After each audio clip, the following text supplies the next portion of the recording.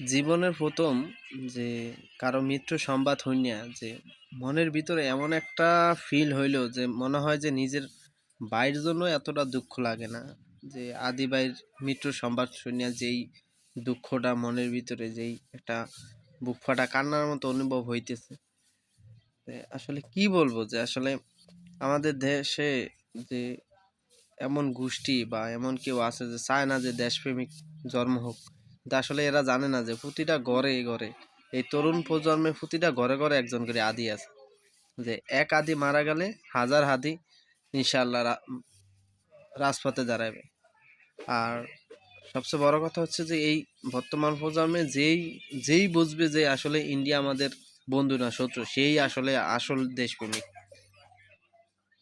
তো যাই হোক, আমার ভাইয়ের জন্য যে সবাই দোয়া করবেন। এরকম প্রতিটা ঘরে ঘরে একজন বিপ্লবী নেতা তৈরি হয়, সবাই দোয়া করবেন। আর আজকে অনেক জায়গায় প্রোগ্রাম আছে, যে আপনার জুম্মাবাদ প্রোগ্রাম আছে, তো সবাই অ্যাটেন্ড করার চেষ্টা করবেন।